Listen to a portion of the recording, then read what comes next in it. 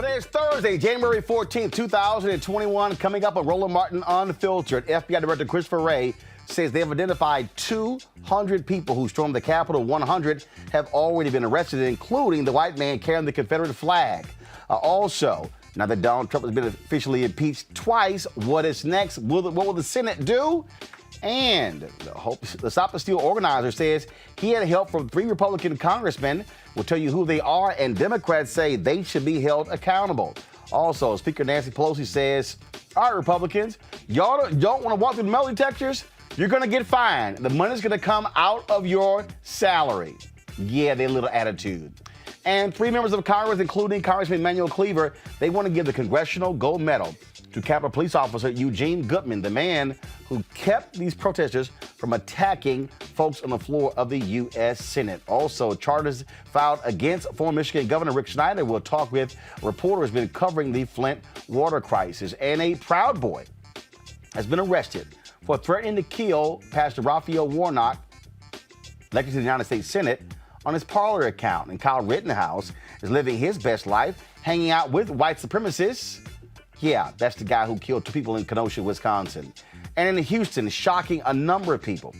Pastor Kirby John Caldwell, who led the largest Methodist church in the country, sentenced to 6 years in prison for his involvement in a multi-million-dollar fraud scheme. Folks, it is time to bring the funk on Roland Martin Unfiltered. Let's go. He's got it. Whatever the miss, he's on it. Whatever it is, he's got the scoop, the fact, the find. And when it breaks, he's right on time and it's rolling. Best believe he's knowing.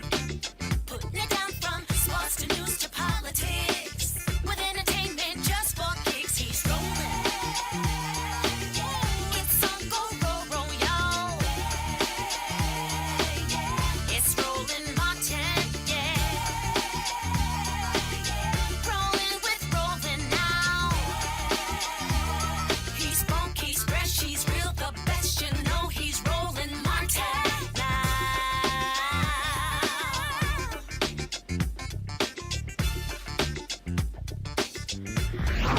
Martin. The fallout continues over white supremacists attacking the U.S. Capitol. FBI Director Christopher Wray says they've identified 200 people who were involved in the attack on the Capitol. 100 have been arrested. They have been fanning out all across the country, arresting these folks. Many of them also been losing their jobs, some resigning, some getting fired. This is all as a result of Donald Trump inciting that insurrection, inciting that riot. The reason he was actually impeached for a second time. But you know what? There are those people who are still defending this, who are very quiet, folks who are making all of these excuses for what took place. One of those folks is, guess what? Y'all are Franklin Graham. Yeah. So-called, pastor, son of Billy Graham. Well, check this out. He sent this tweet out a couple of hours ago, which shows you how Franklin Graham doesn't really give a damn about Christianity, doesn't give a damn about any of these things. All he cares about is Republican politics. So y'all, here's a tweet and I'm pulling it right now. This is what he tweeted out. Shame, shame on the 10 Republicans who joined with Speaker Pelosi and the House Democrats in impeaching President Trump yesterday. After all that he has done for our country, you will turn your back and betray him so quickly? What was done yesterday only further divides our nation. Franklin, see, one, I'm not going to call you Reverend because, frankly, you embarrass those who are actually ministers. Just like you never saw me calling Donald Trump president. I have been telling y'all about these white evangelicals. I have been telling you about these white conservative evangelicals who don't care about the Bible, who don't care about morality, who don't care about character. 5 people died as a result of this insurrection. 5. One of them, a Capitol Hill police officer. And in the eyes of Franklin Graham, how dare you? How dare you impeach Donald Trump for inciting an insurrection? But here's the thing that Franklin Graham also didn't admit to. Y'all do realize that this has been the most bipartisan impeachment in American history. In the 3 previous impeachments, You never had 10 members of the president's party agreeing to impeach the person in the Oval Office. But in this case, they did. And those 10 Republicans were very clear that Donald Trump was guilty of inciting an insurrection. But Donald Trump's base are these white conservative evangelicals. These are the people who are so-called pro-life. These are the people who claim to love Jesus, but they won't call out what actually happened. They won't call it what it is. They won't hold the person accountable who actually did it. I read for you the statement released by the head of the ethics group for the Southern Baptist Convention. He was very clear. Dr. Moore was very clear about what took place. But Franklin Graham and those of his ilk, they will do anything to protect Donald Trump, even if it meant people dying. Y'all need to understand that is what we're dealing with in this country. Joining me right now, Reese Colbert, Black Women Views, Erica Savage Wilson, host, Savage Politics Podcast, Dr. Greg Carr, Chair, Department of Afro-American Studies at Howard University.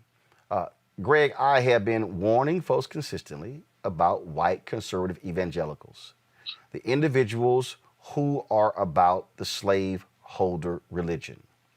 Franklin Graham consistently questioned the faith of President Barack Obama, but he has consistently defended Donald Trump, even saying, don't get focused about the affairs and all of those different things and cheating on his wife and sleeping with the porn stars. We really shouldn't focus on those things.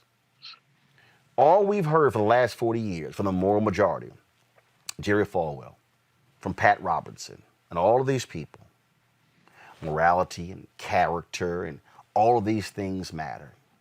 And here we are, where a man stood on the mall and told these people to go down to the Capitol, and that led to a riot. It led to them storming the U.S. Capitol. It led to his own vice president having to be whisked away to the basement, protecting his life, and Franklin Graham and those of his ilk still won't be critical of Donald Trump. They are showing us who they are, and they are who we always said they were. That's true, brother. In fact, in the last week, we have seen perhaps finally the breaking of this country. In order for something new to be born, something has to die. You know, when we were all young, I'm sure you remember this growing up in the South, Roland. When we go to Vacation Bible School, they had a song, "Oh, How I Love Jesus," because he first loved me. That's all Franklin Graham is doing. This is transactional religion. He loves Jesus as long as the Jesus he loves can be the one he made up to love him. Their Jesus is a bomb-dropping, Muslim-killing, bleached, blonde, white, blue-eyed, kill everything move. And so he is being true to his religion. And the problem that Franklin Graham has now, having doubled down, and it's the same problem that those hundreds of, almost 200, that is, Republicans who did not vote for impeachment yesterday have. They can't let go of their Snow White tar baby now. You got to ride with this. And because of what your cousins and them did last Wednesday, there ain't no gray area. You got to pick a side. So good luck, Frank. Roll with it, baby. Did you say Snow White tar baby? Snow White tar baby. Let's just mix up the tar. So tar ain't got to be like. Oh, okay, I just wanted to make sure I heard that right. Yes, ma'am.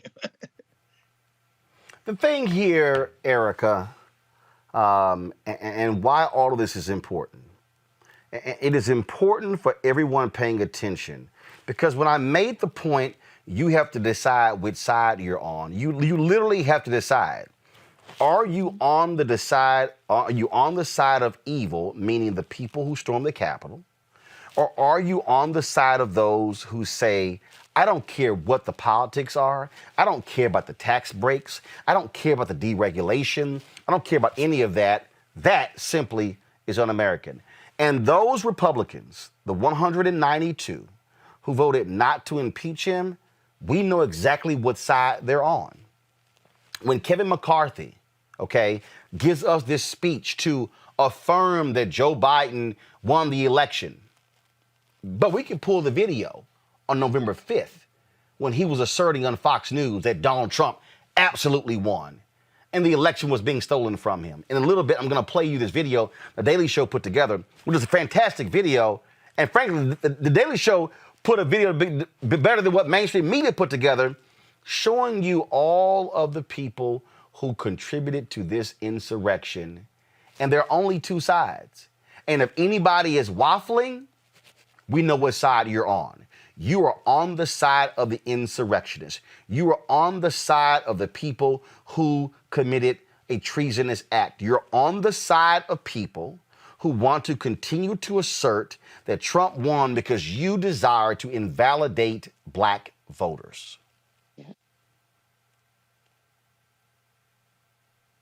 Erica? Oh, I thought you were going to play the video. Excuse me. No, I'll play a little bit. Go ahead. Okay, but I just want to invoke this passage of scripture, these two, Matthew 7:22-23. Many say to me in that day, Lord, Lord, have we not prophesied in your name, cast out demons in your name, and done many wonders in your name? And then I will declare to them, I never knew you. Depart from me, you who practice lawlessness. Franklin Graham and company. I'm glad you made the distinction of white evangelicals, because what we've been talking about on this program, for anybody that's been watching it for any amount of time, is that there is a Klansman that is leading a full regime, but also a cult of people that always have known and grew up knowing that Black people were never granted full citizenship. And so this is what we saw on January 6th played out on television across the globe, that there was the ultimate denial, yet again, of Black full citizenship. When we look at, these people who have continued to support Trump and the way that they've been treated in media, we're seeing now this turn go towards trying to understand these now people who are being described as having been radicalized. And what I think about just a few short years ago is when President Obama was leading the country, that there was a demand that he say radical Islamic terrorists. And so now we have 192 Republicans that sit on the House side of Congress that will not admit to these radical white domestic terrorists, that people and those of us that live in the DMV are bracing for yet another wave of terror coming on one of the biggest days in the globe. That is the inauguration of the first Black woman, a woman of South Asian descent, as Madam Vice President. But just like what happened in Georgia on a couple Tuesdays ago, it seems like it was years ago, that was invalidated the day after, we still have invalidations that are yet happening. And so I would say that, as we talk about Franklin Graham's and all of these other individuals that stood on faith, for people to understand what they had faith in, they lay at the altar of Donald John Trump and company. They don't worship in spirit and truth as for those people who have a level of faith. Their worship has always been at the altar of white supremacy, power, and money, full stop. The thing here, Reese, that is quite interesting. You have these folks who say, this isn't fair. It isn't fair to brand the 74 million who voted for Donald Trump as racist or bigots or supporting white supremacy. But here's what we can say. That if you were one of the 74 million who voted for Donald Trump, you ignored his racism. You ignored what happened on the border. You ignored them snatching children out of the arms of mothers and fathers and removing them and not keeping accurate records to return them to their mothers and fathers. When people said, this is not America, Black people said, oh, yes, it is. Oh, yeah. Because we experienced it.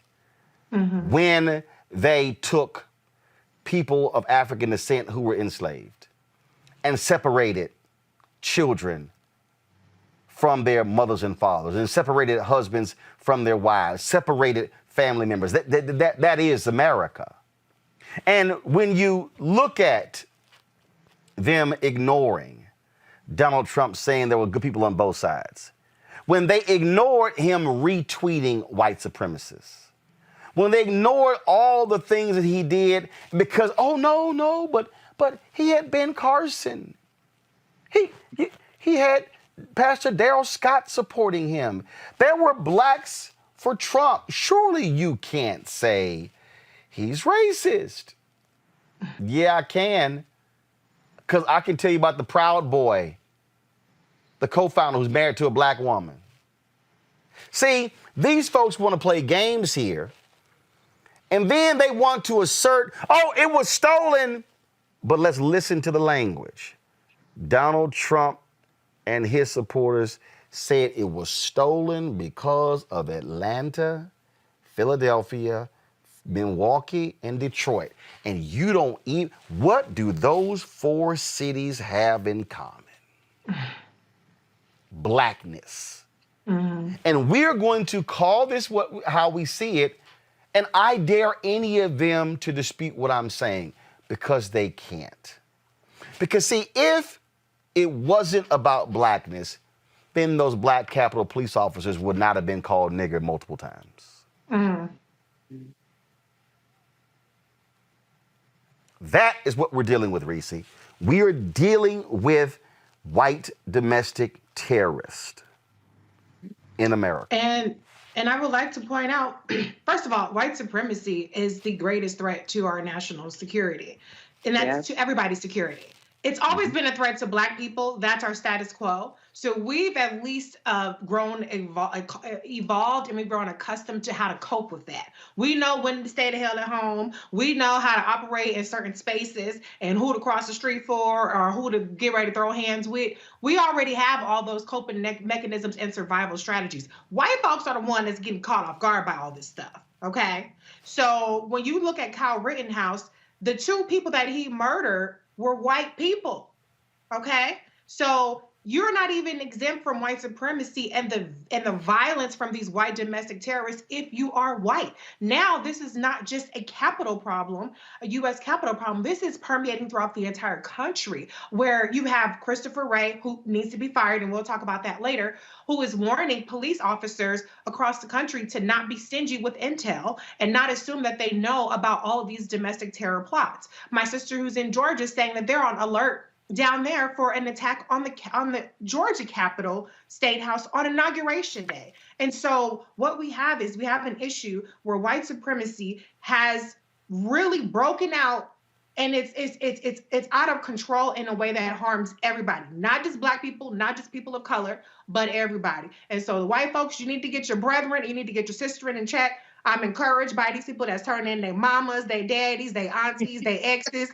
they whoever's daughters, all them, turn them all in, because they're a threat to you just as much as they're a threat to us. Mm-hmm. Mm-hmm. The thing here, again, as we examine this and all the things that have happened after this, Greg, to listen to all of a sudden the call for unity. Mm. Let's come together as a nation. I have to remind people that one of the greatest mistakes after the Civil War was to allow those white bigots who own plantations to renounce the Confederacy and hand them back their plantations. Mm-hmm. See, it's always, I find it interesting that after 9 black people were killed at Emmanuel AME in Charleston, South Carolina, folks kept saying, but why? The forgiveness, the grace, all of those different things. Look at how they are. They're just forgiving. Oh my goodness. Mm-hmm. But these people who were attacking the Capitol, they couldn't let go of the election. Greg, they couldn't let go. How? No.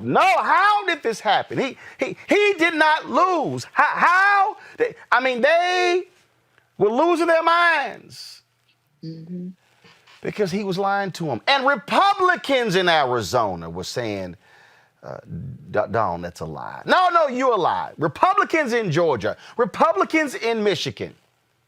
A Republican election clerk had to come out and say, no, Ronna McDaniel, head of the Republican National Convention, you are a lie. And what did the Republican Party do? They re-elected Ronna McDaniel as GOP chair. The Republican Party has decided, and this has been the case for a very long time, that the only way they can move forward, Greg, is if there is a full embrace of white nationalism. They are not a party that is a welcoming party and a big tent to black people. It is not welcoming to Latinos. And they may tout, but look at the percentage you voted for Trump. You can say whatever you want to say, but we saw hatred on the mall. We saw pure viciousness, and what we saw were the individuals who are the children and the grandchildren of the great-grandchildren of people who gathered in America to celebrate lynchings, who got dressed up, who took photos with bodies hanging from trees that were burned and charred. These are the people who were the children, the grandchildren, and the great-grandchildren of folks who actually overthrew governments, who led armed insurrections in this country because they did not like the fact that black people were exercising their right to vote. History is clear. Absolutely, Roland. It's interesting. White America is terrified right now, and they should be, because the white nationalists, the white settler project that this country was founded in, could very well crack this time. So they're trying to narrate. They got the presidential historians on, when have we seen this before?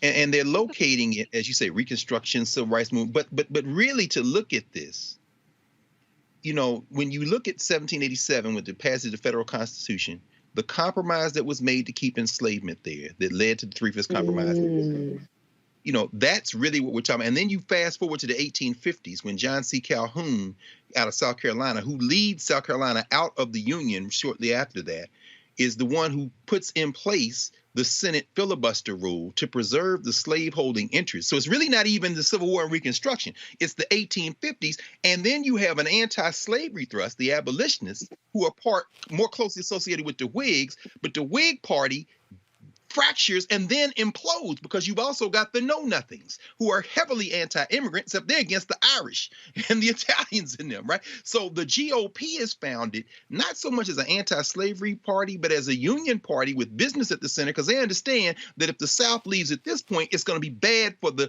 commercial enterprise known as the United States. Fast forward to that period you're talking about.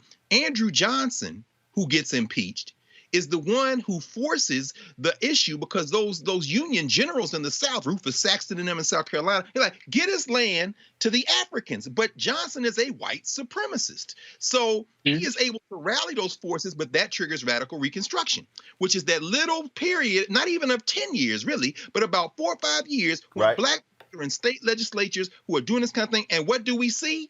Slowly, the federal government pulls back and lets those white nationalists, the KKK, the Knights of the White Khadi, they come in and they start with voter intimidation. That's U.S. versus Cruikshank in 1873. That's the civil rights cases. And so here we are today with a choice. Mitch McConnell knows what he's doing. They are going to try to say, yes, they're racist. Look at them. Wait a minute. Who you pointing at? That hillbilly horde that was in the Capitol. Those are the racists. Nah, Chief. And the challenge for the Democrats now will be not reaching across the aisle, not healing. Joe Biden is supposed to announce something tonight, I guess almost $2 trillion plan. The challenge now is to take out these white nationalists like a tackling dummy, unless you be You should listen to Cori Bush on the floor yesterday for 30 seconds. She did more in 30 seconds than most of them have done their whole careers. If you don't take these white nationalists out today, not just the people who invaded the Capitol, but every last one of them, and not just Gosar, and not just Matt Getz and Jim Jordan, but every one of them, every one of them. If you don't do it now, we're going to turn on you too, because you chose them over everybody in the country. This thing could implode this time, because this ain't 1850, this ain't 1860, this ain't 1787. It might finally be at the point where you got to make a choice or it doesn't exist anymore. This is a Washington Post exclusive story. Go to my iPad, please. Dozens of people on FBI terrorist watch list came to D.C. the day of the Capitol riot. Now, watch this here. This is the second paragraph. First of all, it says, dozens of people on the terrorist watch list were in Washington for pro-Trump events January 6th, a day that ended in a chaotic crime rampage when a violent mob stormed the U.S. Capitol, according to people familiar with evidence gathered in the FBI's investigation. But watch this. The majority of the watch-listed individuals, Erica, in Washington that day are suspected white supremacists whose past conduct so alarmed investigators that their names had been previously entered into the National Terrorist Screening Database, or TSDB, a massive set of names flagged as potential security risk. These people said the watch list is larger and separate from the no-fly list the government maintains to prevent terrorism suspects from boarding airplanes, and those listed are not automatically barred from any public or commercial spaces, current and former officials said. That piece right there needs to cause anybody who's paying attention to realize what we are dealing with here. That we are not dealing with just, oh, everything is nice, wonderful, let's all get along. And in fact, here's this story here. BuzzFeed. At least 28 off-duty law enforcement officers joined Trump in Washington, D.C. last week to call for the election to be overturned. Quote, a lot of these officers were obsessed with him, one longtime cop said. What have we been saying on this show for the very longest? My previous show on TV One.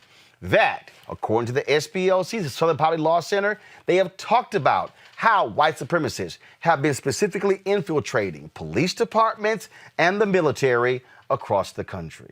We're seeing how all of these things, again, are moving and coming together. For the people, again, who don't want to understand how all of these things are connected, how all of these dots are connected. Watch this here. AP, a crackdown on misinformation and violent rhetoric on Facebook, Twitter, and other big social platforms could send some of President Donald Trump's fiercest supporters to darker corners of the internet where conspiracy theories run rampant. Okay, that's one of the AP stories. Watch this one here. The FBI is tracking an extensive amount of concerning online chatter, including calls for armed protest ahead of the inauguration. Director Chris Wray said the FBI is concerned about the potential for violence in Washington and at state capitals. Okay? Now, why is all of this important again as we connect the dots? This here. The number of National Guard troops being deployed to Washington to assist with security for the presidential inauguration has grown to about 21,000. That number could increase as law enforcement agencies review the ongoing threats. Erica, you serve in the military. There are more members of the military right now here in the nation's capital than who are in Afghanistan right now.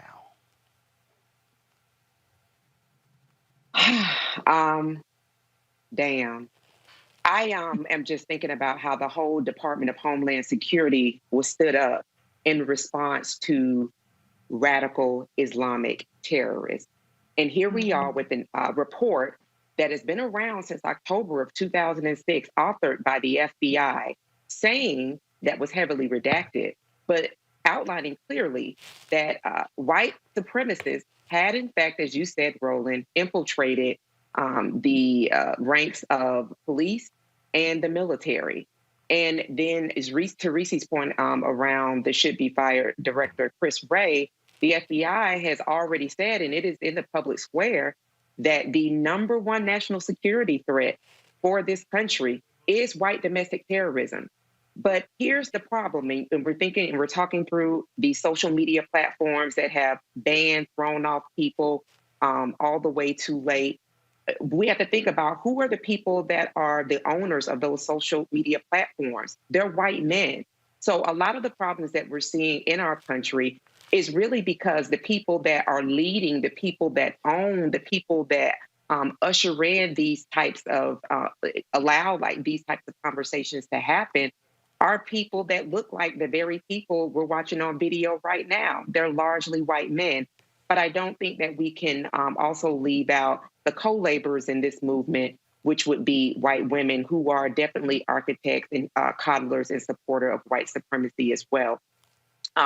In this moment, I think that, in our community, these are things and issues that we've been seeing for a long time, which is why defund the police, abolish. It was not just about protecting Black lives. When Black lives are protected, everybody is protected. We were seeing the type of damage that was being done to communities, the trust that was being decimated at the hands of the very people that are supposed to serve and protect our country. And so now we're at this inflection point. And as Dr. Carr has been saying and said again this evening, where people have to make a decision. You either stand for evil or you stand for good. It's just as plain and simple as that. And I think kind of what we're seeing, unfortunately, is that there are excuses being made in enabling further of this same community of people that will tear up and be king of ashes of this very country that we all share and live. See, the thing, Reese, the people who live truly in denial in this country, and they live in denial because they don't want to accept reality. We covered it on this show. And this video I'm about to show here, this video was from 2019, July 23rd, 2019, when the FBI director was on Capitol Hill talking about domestic terrorism in this country. Now, if you go out there, people are thinking, oh, my goodness, we're talking about Muslims attacking folks in the country. This is what Christopher Wray said. Listen. Our focus is on the violence. We, the FBI, don't investigate ideology no matter how repugnant. We investigate violence. And any extremist ideology, when it turns to violence, we're all over it. And we've had, in fact, that you don't have to just take my word for it, just in the first 3 quarters of this year, we've had more domestic terrorism arrests than the prior year. And it's about the same number of arrests as we have on the international terrorism side. I ask you to clarify that, because when you talk, I don't know if we're talking about the same thing, but when you talk about homegrown violent extremists, and I talk about domestic violent extremists, are we talking about the same thing? No. So we use the term homegrown violent extremism to refer to people already here in the United States who are inspired by different parts of the global jihadist movement to commit terrorist acts. Okay, we I use get the that. term domestic terrorism to refer to a broader array of threats ranging from anarchist extremism to different kinds of racially motivated violent extremism to different kinds of environmental extremism, et cetera. So let me pursue that for a second. So the point I'm getting to, and the reason I quoted this unclassified report, is if it's violence that motivates the FBI investigation. What we have here is a statement in this unclassified joint intelligence report that between the years 2000 and 2016, the white supremacists were responsible for more homicides than any other domestic extremism movement. Now, I see the distinction you're making, homegrown versus domestic. But let me ask you, can you quantify either one of them for us? Well, in terms of number of arrests, we have, through the third quarter of this fiscal year, had about, give or take, 100 arrests in the international terrorism side, which includes the homegrown violent extremism. This year? This year. But we've also had just about the same number, again, don't quote me to the exact digit, on the domestic terrorism side. And I will say that a majority of the domestic terrorism cases that we've investigated are motivated by some version of what you might call white supremacist violence, but it includes other things as well. Right there. Okay, guys, let's try a little role play. It's real clear, Reese. It's real clear what he lays out there. And too many people, especially in mainstream media in this country, want to ignore the reality of white supremacy, the power of white supremacy, and how those very buttons are pushed on Fox News, on Fox Business, on Newsmax, on One America News Network, OANN, on conservative talk radio. They are See, the problem is these people think that because we're not seeing burning crosses and white hoods that, oh, no, that's not what's going on here. No, we know the language of white supremacy. We know what it sounds like. We know the coded words and how it's being used and how they're all about trying to reach a group of people, younger people, largely white men, which I've been talking about, this notion of white minority resistance. That's what we're dealing with. Yeah, I mean, if you look at other issues outside of just this terrorism, we saw that hate crime spiked when Donald Trump came into office, but we did not see a proportional response in terms of arrests or prosecutions or convictions in hate crime. So it's no wonder that people felt emboldened to carry out even more grand plans in terms of domestic terrorism because they're getting away with it. You know, you cannot tell me there's an equal amount of domestic white supremacist terrorism than there is international. So there's no reason why those numbers should be equal. But we see what happens in the case of the Capitol coup, where people are getting charged for misdemeanors, curfew violations, and things like that. If this was black people, they would have charged all these people with sedition and let them try to fight it or plead down. But what we're seeing is very conservative charging. Maybe they've upgraded. I think I remember one case where they've upgraded the charges. But, you know, these folks are emboldened because they have every reason to be. They've been protected. They were able to walk out the Capitol, fly home, drive home. You see these people that are getting arrested at home, or some of them are turning themselves in. And so why the hell not? You know, this is their last stand. And unfortunately, I don't think that they've gotten the message that it's not going to be acceptable. I think the Democrats did a great thing in terms of the impeachment, you know, passing the impeachment in the House. It's going nowhere in the Senate, at least, except for to be a pain in the ass in Joe Biden's administration when he takes office. But, you know, everybody got to go home. And the people that are getting arrested, they're getting arrested for some of these more piddly charges. And, you know, we have 21,000 troops out there. That's fine and all, but what difference is it going to make if people are still walking home and they're still walking around, or they're in their communities terrorizing people and getting away with it? So I want to see a much more robust response to this. I've seen some people push back and say, just prosecute people based on what we have on there. Now, all of a sudden, when we talk about prosecuting white domestic terrorism, then now everybody wants to score woke points and talk about how, no, we don't need any more anti-terrorism, you know, surveillance or anything like that. They've already doing that to all of us. Okay, that's not going to stop. So go ahead and get your sights on these white folks out there doing all this crazy stuff. You can be all woke all you want on Twitter, but all that shit that you're saying they shouldn't be done, they already doing it to us. So go ahead and do it to them too, and stop these people from doing all this crazy mess. The thing that is crazy here is, again, if you're watching how these folks are operating and the role that media plays. This was put together by the folks at The Daily Show. It's devastating to listen to all being back to back. Watch this. General George Washington's soldiers were freezing cold, fighting for independence against tyranny, domination, and control. It was their moment to stand up and fight for freedom. To many, January 6th is such a moment. The battle for the White House is now a full-fledged struggle for the survival of this constitutional republic. We, the people, are in control of the United States, and we will take our rights back. But 74 million Americans are not going to shut up. This is about taking a stand where you can take a stand. We need to fight back. We win because of our ideas. We lose elections because they cheat us. We're going to keep fighting until every illegal vote is thrown out. They rigged the election in front of all of us, and nobody did anything about it. Call your congressman and feel free. You can lightly threaten them. If you don't start supporting election integrity, I'm coming after you. Madison Cawthorn's coming after you. Everybody's coming after you. We're not timid folk. We're people who understand when there's a challenge in front of us, we rise to the challenge. We fight, finish, keep. It is time to stand and fight. The swamp isn't truly drained until we've nailed the hides of the alligators to the wall. We need to fight back. We need to strike at the heart of their power.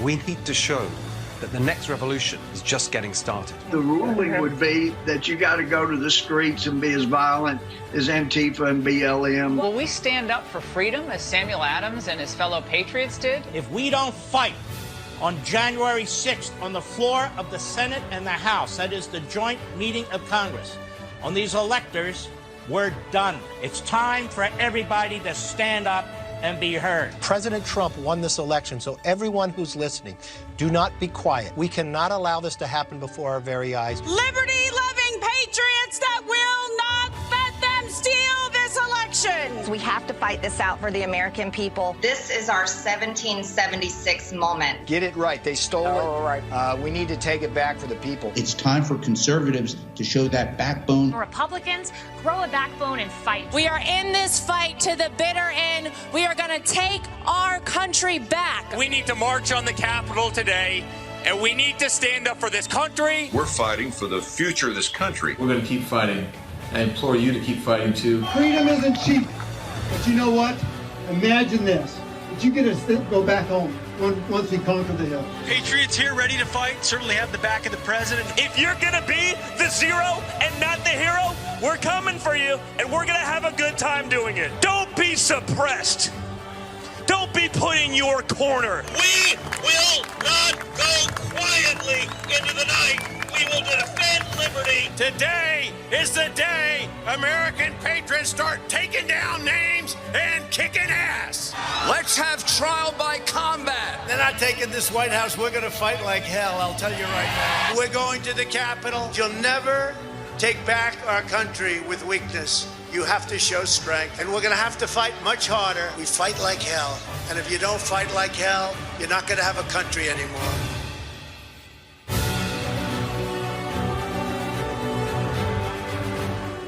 This is the New York Times right here. Several more Capitol rioters have been arrested, including a man who carried a Confederate flag inside. His name is Kevin Seafried, arrested in Delaware. That video right there, Greg, you look at this particular story right here. What other reason are you carrying a Confederate flag into the U.S. Capitol if you are not a racist, if you are not trying to promote white supremacy? Tough, man. And I'll tell you why, brother. And this is another reason why, whatever else y'all watch on daily, y'all need to watch this show right here, because this is the only daily news show having this conversation of any background anywhere. Yeah. I say it's tough because as I'm watching that video, I'm thinking about the backgrounds. Giuliani, Italian, Trump's people like Jersey, and see. And if Ray and the FBI are going to make a distinction between homegrown and domestic, okay, fine. Let's take that as your distinction. The reason they make that distinction is because when they say domestic, they are talking in the language of white American nationalism. So they can put white supremacists with them, as if this is something. So Trump's, the Giulianis, the people who come from other places, when they come here, they cut ties with the places they came from. This is the immigration piece, which you notice Stephen Miller been real quiet. You know, his people are Jewish. But once you come here, there's a wall that goes up, and now you're an American. But American means white, you see. Now, when you start talking about homegrown, you then say these are the people who came up here but who have been influenced by stuff overseas. Here's the problem, Chris, that you have, man. The white supremacist logic is an international logic.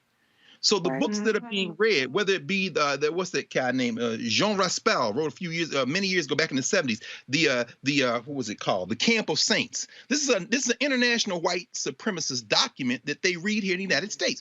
Remember 1995, Timothy McVeigh, the Turner Diaries. Remember in other words, they have a fantasy about a white global supremacy. This is Steve Bannon. This is Stephen Miller. Right. So I'm saying, when I say this is tough, that Confederate flag, which is I think the third flag the Confederacy came up with, they came up with the flag we saw in the Capitol last week because in one of the battles in Northern Virginia, right across from where their studio is, right across from where your studio is, Roland, the Union Army could not determine between the American flag and the Confederate flag because they both had stars and stripes.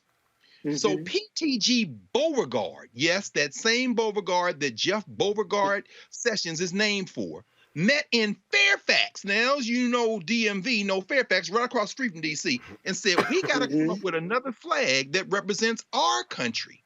Now, people say, well, that's racism. They're in the Capitol. No. This is literally domestic white nationalism, which this country will not abandon because it is the cultural logic that holds it together. The same logic that has the Confederate flag there, because they thought in the Confederacy they were preserving the actual idea and spirit of 1776, which we just saw there, is the same logic that has the FBI say white nationalism goes on the domestic side as opposed to the homegrown side. That's the Muslims. I'm a Muslim. I'm in the Nation of Islam. I've never been, but you could have been influenced by Islam. The reason it's tough to tear all these things apart is because until whiteness gives up the idea that it is the cultural logic of this project, everything else they try to do is just going to force them to make a choice. Your whiteness or your life. The demographics have changed now, and you can't keep this charade up. No, those people are patriots that we saw in that montage, in their mind. And guess what? Also in the mind of anybody who wants to talk about healing. The thing here, folks, why we are laying this thing all out, because if you watch this show, you'll realize this is not a new topic to us. I've been telling you since 2009 what we are up against. And what we're dealing with is not going to somehow disappear in 7 days. This is not going to go away when Donald Trump is no longer occupying the Oval Office. It's because, remember, 192 Republicans voted not to impeach him. When you listen to the language of Ted Cruz and Josh Hawley and others, they are speaking directly to these very people. Remember, white supremacy, just because it might have a suit and tie on as opposed to a Klan hood, does not mean that somehow it's different. It's simply more sophisticated. And that's what you're seeing. The video from the Daily Show put together, all those people lying about the election, it's all based upon lies. Lindsey Graham is still lying. Oh, the only way they can win is cheat. That's how Brian Kemp won.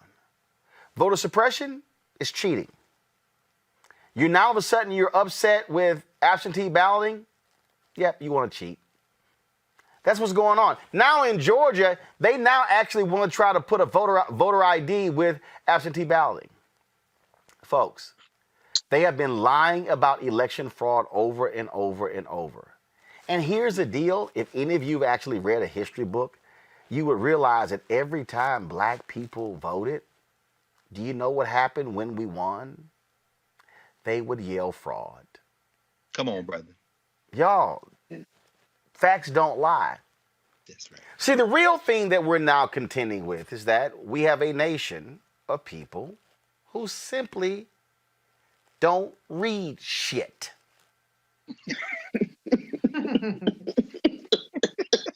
We have a nation of people who don't know a damn thing about American history.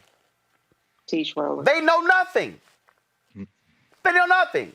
I was corresponding the other day with my buddy Lindsay Davis at ABC, and I sent her the video that I did on ABC This Week where I talked about the Republicans aligning with white supremacy.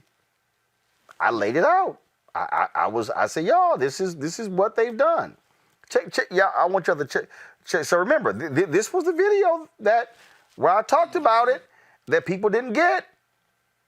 February 21st, 2016. Watch this. This is their problem. They invited evil in, and now evil is taking over. Okay, 2009, the night of Obama's inauguration, we will stop him at every turn. They love the Tea Party anger. They took advantage of it in 10 and 12 and 14. They always said, we can control it. We can harness it. Now, all of a sudden, Trump is taking advantage of it. He led the whole birther deal. The Republican establishment at some point has to say, you know what? We played with fire, and now it's about to consume us. They have to accept some blame. Well, the Republican establishment never played with. You heard Sarah Fager. The Republican establishment never played with fire. Can y'all please play some of the video from Wednesday? See, this was 5 years ago. No, the video. I told y'all. See, this is playing with fire. This right here, this is called fire. See? And see, if these mainstream networks would have let black folks actually hire more of us, especially those of us who, frankly, are more radical, those of us who, and see, y'all, what y'all call radical, we simply call truth tellers. Then maybe if folks had been hearing what I said for 5 years on a consistent basis, you would see more of this. Well, I was so glad to see the other day when ABC had their impeachment coverage. My girl Lindsay Davis sent me this, and I told her, I said, you killed it, and I'm glad you did. Listen to how she breaks it down. See, again, this is what happens when black folk are on national television and we are bringing our black identity, our understanding of history to the table. Lindsay, go ahead and break it down. The president was calling the impeachment proceedings against him a hoax. And as it's been stated now, some members of his own party are saying that they will vote to impeach him. And while a lot is being made about the historical context and aspect of this with regard to the president potentially being the first ever in American history to be impeached twice, we really have to think about the historical behavior that led and contributed to this when you talk about the idea of these angry white mobs who have tried or successfully overthrown governments and burned buildings and murdered people and seized state houses. This happened in 1876 in New Orleans. It happened 2 months later in Alabama. It happened in 1898 in Wilmington, North Carolina, and again in 1906 in Atlanta. So while many lawmakers today are deciding if impeachment is the right remedy for this acute situation that played out last week at the Capitol, you know, many Americans are wondering, when are we finally going to tackle and confront the chronic illness that ails this country, which is the original sin of this country, of racism, and shy of that, history will continue to repeat itself. It is being confronted today. There's no... That is the analysis that needs to be on mainstream television every single day, Erica. Yeah, or they could just, you know, have Roland Martin Unfiltered on every multi-letter network channel. Come on. But, you know, here's the thing. We know that that is not going to happen. And as mainstream media continues to now a rehab project on a global media whore, son of a Klansman, twice impeached person who stole 1,600 Black Lives Matter Plaza, we're going to pretty much see less of what we see here on Roland Martin Unfiltered, because there is going to be a hurried movement to really heal, unify, and frankly, move forward. And some of these very same people, it's been utterly disgusting to see some of the people out of this regime, folks that they have called the true believers, or some people who have issued resignations or just plainly stopped coming to work. We've all been paying their salaries, appear on daytime television programs talking about the angst and anxiety that they felt, and that this insurrection was a step too far. Well, the whole damn thing was a step too far. The person that has led this nation in a more of a downward spiral was the same person that pushed a birther conspiracy theory, which was to say that Barack Hussein Obama was not a legal citizen. And we have been making the same argument that that is really the indictment of white culture, that they don't see Black folks as full citizens. So, you know, we could always hope for that, but I'm kind of sticking my my feet down in the coverage that we see and listen to here on Roland Martin Unfiltered. And you know, for all of us to continue to push back through all of our platforms around what is going to be essentially a normalization campaign. That's exactly what we're dealing with, folks. We're going to go to a break. When we come back, we're going to talk about Flint, Michigan. We want to talk about, again, how black people have been impacted by bad decisions. The Attorney General, they have indicted the former governor and other officials because of their just absolute negligence in Flint. That is up next, right here on Roland Martin Unfiltered. And because of us, we have strengthened the democracy. We're the real patriots. We have stood with our country. We've fought for our country. We've had people who have gone to war, who returned home with no housing, no jobs, but... lynched in uniforms? Absolutely. But they stayed and they fought and they protested. And the civil rights movement taught us how to protest, how to stick with it, and whether it's the civil rights movement or organized labor who protest today, often they are rallying, they're marching, and they're fighting, and they're up against some of the biggest corporations in America about, decent pay and decent benefits. It is because of protests that we have been able to make America better. We're the patriots who say we believe in this country, and we believe that it can be about justice and equality for everybody.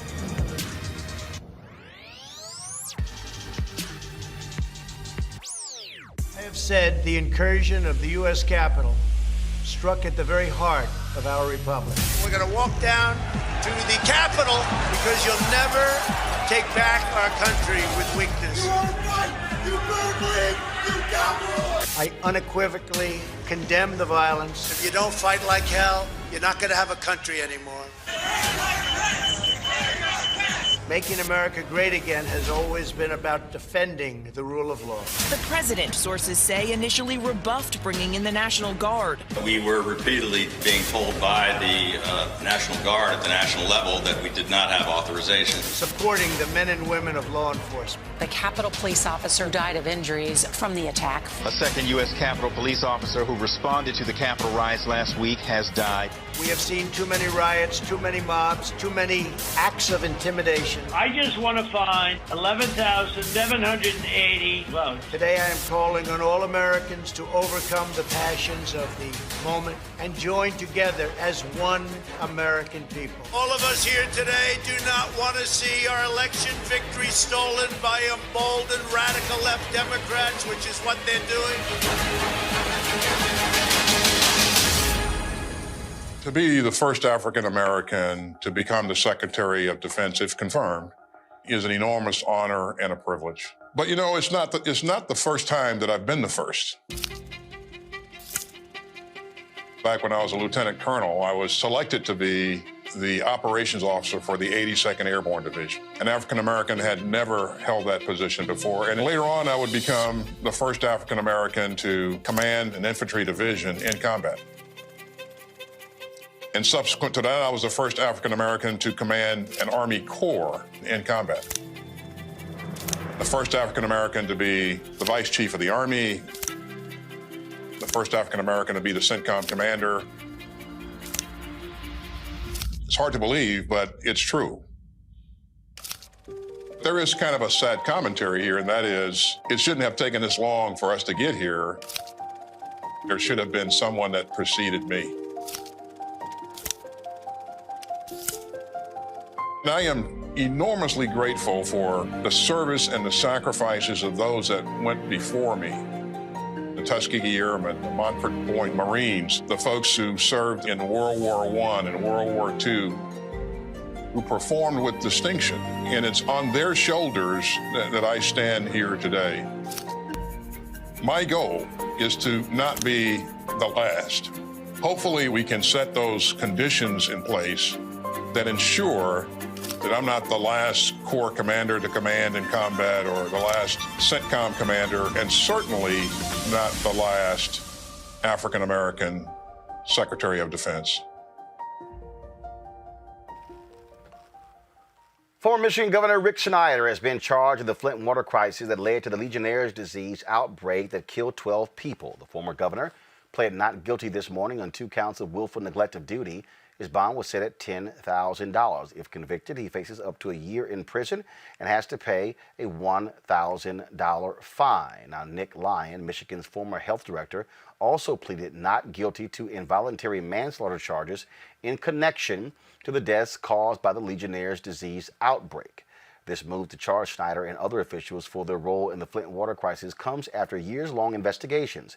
Joining me with details from this story that his investigation started is Jordan Sheridan, reporter and CEO of Status Quo. Jordan, this is one of those stories that y'all have stayed on, and again, Snyder and his folks tried to say, well, no, it was the folks in Flint. It was the mayor, Karen Weaver. They were all the ones who were making these bad decisions. But the reality is they knew what was going on and they failed to act. Yeah. This is about going on 7 years, the Flint water crisis. So this is what a lot of Flint residents want, which is justice. But, a lot of the residents I spoke with are not particularly overjoyed that Governor Snyder is facing just a misdemeanor charge. Particularly in light of some reporting I just broke that the original prosecution team had found evidence to charge him with misconduct in office and were building a case towards involuntary manslaughter. But those investigators were dismissed in 2019, and this new investigation by Attorney General Dana Nessel announced today that they are only charging him with a misdemeanor willful neglect of duty. And that is not welcome news to a lot of people in Flint who felt that he should be charged the maximum. Yeah, absolutely. And what I found and just broke with The Intercept was essentially the original investigation team found that the governor had learned about the deadly Legionella outbreak as early as October 2014, which was nearly a year and a half earlier than he testified to Congress. They found phone calls that the governor, his chief of staff, and his health director were engaged in over 2 days that was described as an avalanche of phone calls at the same time that the Legionella outbreak was kind of raising alarm bells in his environmental department and his health department. They also found a briefing, an in-writing briefing that was addressed to Snyder that mentioned the Legionella outbreak, which killed, the official count was 12 people, but PBS reported that as many as 115 people might have died from the Legionella outbreak. So it's kind of a tale of two investigations. The first investigation that was 3 years, we're going to charge him with more. And the current investigation charged him with willful neglect, which one resident just described to me as a parking ticket for poisoning a whole city. Remember when President Obama went down there, drank a glass of water, said everything was all fine. But the residents are saying, no, there are still water problems in Flint. What the hell is going on? I mean, were the actual pipes replaced? Are they still having to use lots of hand sanitizer? Are they still having to use bottled water? What's the current status there in Flint? I think this is a major dropping of the ball by the national media, which you cover quite often. No, the water is not fine. I've been there 17 times. I still meet residents that still have rashes on their bodies, new rashes. I'm still meeting residents that are losing hair in the shower. I'm still meeting residents whose eyes itch and burn in the shower. There's still residents that the water smells, that they're getting discolored water. And my partner and I, we knocked on nearly 500 doors 2 summers ago because we had sources telling us that Snyder, who is charged today, that his environmental department was manipulating the testing data, the lead and copper testing, by running people's water before taking the test. So no, all of the pipes have not been replaced, Roland. Not to mention, they're only changing the pipes from the curb into the house. They haven't touched people's interior home plumbing. And that river water didn't just stop. It damaged people's interior plumbing. So no, not all the service lines have been fixed. The interior plumbing hasn't been fixed. And, let's just call it what it is. If it was a nice, rich, white town, A, it wouldn't have happened. But B, it would have been fixed probably in a few months, not 7 years. And let's be clear here. We're not just talking about African Americans here. Is you got poor whites who in Flint, Michigan as well. And what is the Democratic governor doing? Because Democrats now control, they control the State House. They control the governor's mansion. Gretchen Whitmer, when she ran, pledged that she was going to reopen these free water stations. We saw in the media these images of stacks and stacks of free water bottles, lines down the block. She did not reopen those free water bottle pods. She claims that the Republicans kind of blocked her from doing that. Gretchen Whitmer, as far as I know, has not, as far as the residents tell me, has not done more for Flint. The former mayor, Karen Weaver, actually told me on the record that Gretchen Whitmer told her that there was Flint fatigue in the state legislature and she couldn't get more money for Flint. So, I mean, the residents were, COVID, people are losing their health care. Flint, maybe more than most communities, every age is susceptible to COVID, not just older people, because they have been poisoned and their immune systems are compromised. But the bottom line is nearly 7 years later, no, the water pipes are not fixed. They do not have Medicare for all or any expanded health care. And the coronavirus has really disproportionately hurt Flint compared to other cities in Michigan. And Governor Whitmer, from what I could see, obviously she's had a lot on her plate, but the residents of Flint feel she has not kept her promises to them. All right, then, Jordan Sheridan, we certainly appreciate it. Thanks a bunch, and continue the investigation. Thank you. All right, thank you so very much. All right, folks, let's talk about a couple of the stories that we're dealing with, and that is the members of Congress, they want to actually award the Congressional Gold Medal to Capitol Hill Police Officer Eugene Goodman. Remember, he was the officer who steered the rioters, steered the terrorists away from the floor of the U.S. Senate, and then he was able to divert their attention into the hands of the waiting hands of other officers as well. This is that video you see right here. Of course, he risked his life, going up against him. People like Rosa Parks and Neil Armstrong are among those who have received the Congressional Gold Medal. Congressman Emanuel Cleaver is one of the folks who was behind this effort. That, Reese, is something that I think, frankly, should happen. Again, when you see this video here, he knew what he was up against. All he had was he picked that baton up from the ground, and you see how many of them there. There were people who were saying, why didn't he shoot? He understood in a moment when he gets to the top of those stairs, you're going to see him do a peek over his shoulder. That literally was the entrance to the floor of the U.S. Senate. He pushes one of the guys and leads them away from that floor. And literally, those people would have attacked U.S. senators. You had folks like Congresswoman Alexandria Ocasio-Cortez, who said that she thought she was going to be killed. Congresswoman Ayanna Pressley, she said that the panic buttons in her office had been removed, and they're still trying to figure out how that happened. And so certainly great work from Eugene Goodman. Absolutely. I think he is indisputably a hero, and he deserves this honor. I think in addition to honoring him individually, I think it would be helpful if there was actually some sort of process in place where people actually listened to Black Capitol Police officers, because there's been reporting today about the fact that dozens of them raised red alarms about the kinds of, traitors amongst their ranks and things of that nature. And so I think that it's always a wonderful thing when people are recognized for their heroism, particularly Black people. But let's also listen to them. Let's also take their concerns seriously. Let's also reform the systems, and let's look at it from every angle. Let's not just pat ourselves on the back for giving somebody a medal when you're still putting them in harm and you're not doing anything about the conditions that created this situation in the first place. Absolutely. Now, folks, an organizer of last week's insurrection says he had help from 3 Republican congressmen. Ali Alexander claimed in a now-deleted video that Representatives Andy Biggs and Paul Gosar of Arizona and Mo Brooks of Alabama helped him plan the protest that led to the attack on the Capitol. He said their intention was to put pressure on lawmakers inside to overturn the election in favor of Donald Trump. Alexander is the main organizer behind the Stop the Steal movement, who says that he's now in hiding because, Erica, he's concerned about his safety. Oh. Good.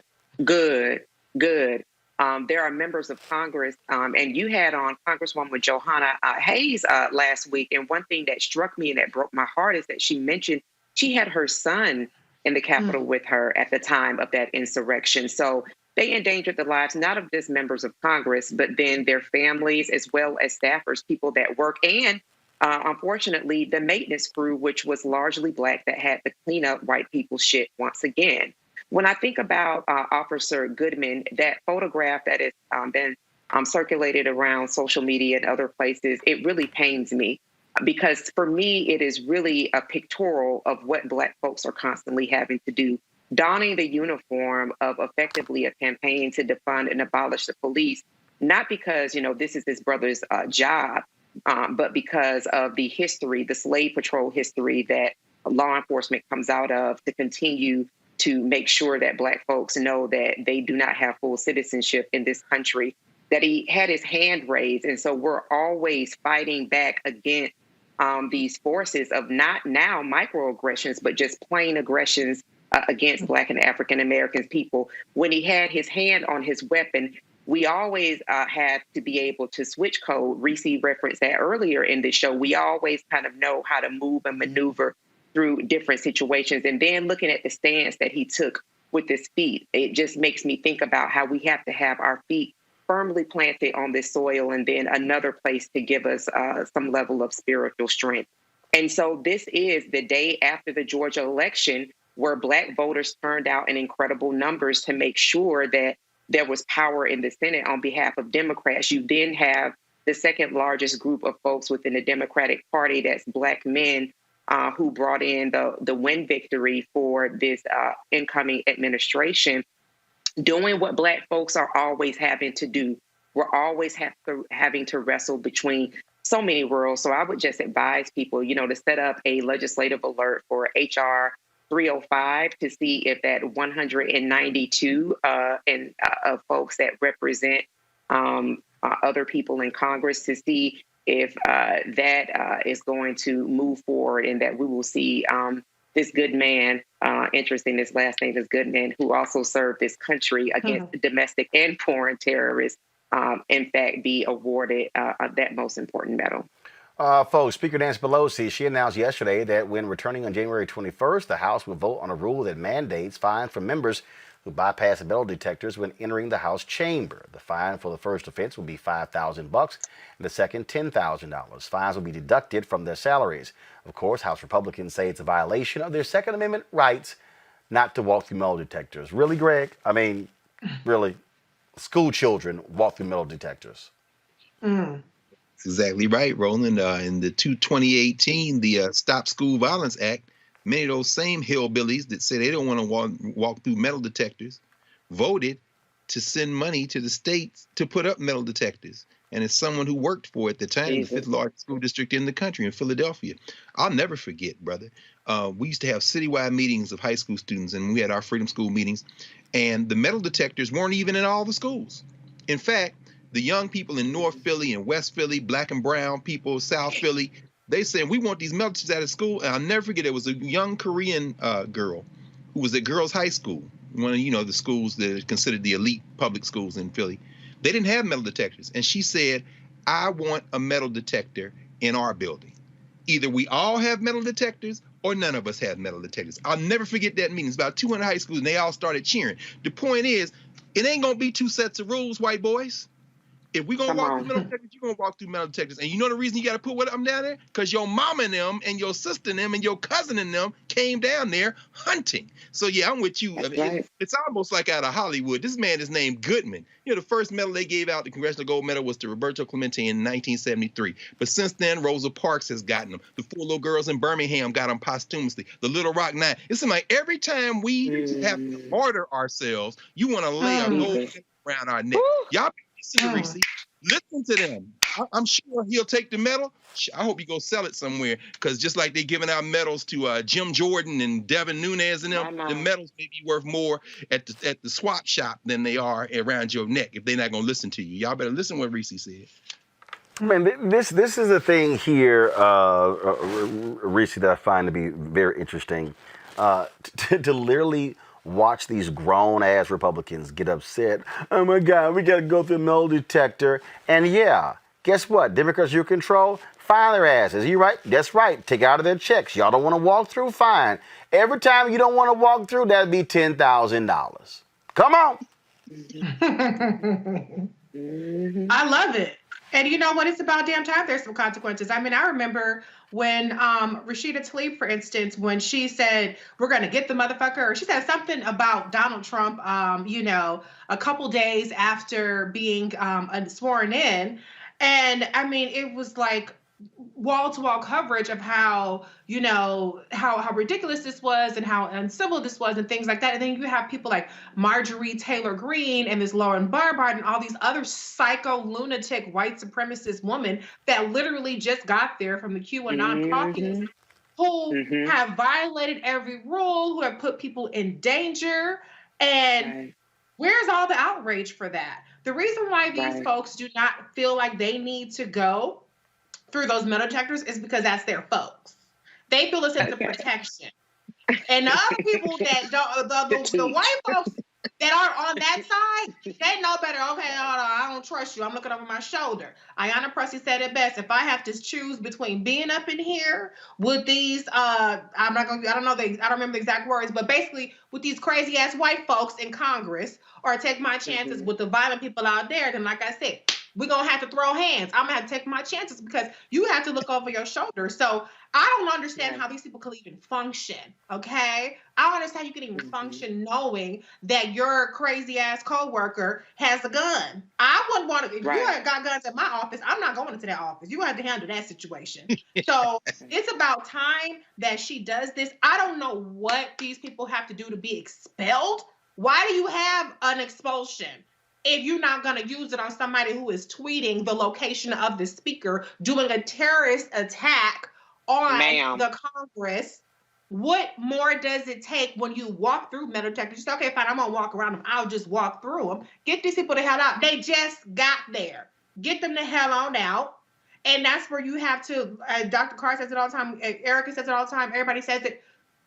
You cannot negotiate with these people. You cannot treat them as peers. You cannot treat them as reasonable people. You have to break their backs. $5,000. They're not rich people. These new ones that, you know, ooh, child. 2 steps out the trailer park. 2 steps out the trailer park. They're not rich people. So maybe money, because violence doesn't work. So maybe money will work. But if that don't work, get them the hell on out of here. I don't know how much more they have to give for these people to do something about these lunatics, because they're not there to be productive. They're there to be chaos agents and insider agents, giving people tours and letting them all in. And they got their weapons. All they got to do is take their weapon off and leave it in a certain, you know, corridor and be like, okay, this is where you get it. I wouldn't trust you. I would not trust you. Absolutely. Roland, you remember when, what was that Kennedy that got drunk and crashed his car on Capitol Hill, and the Capitol Police they took him in the car and took him home. Was it Patrick? I forget which one. But I remember, this was maybe around 2005, 2006.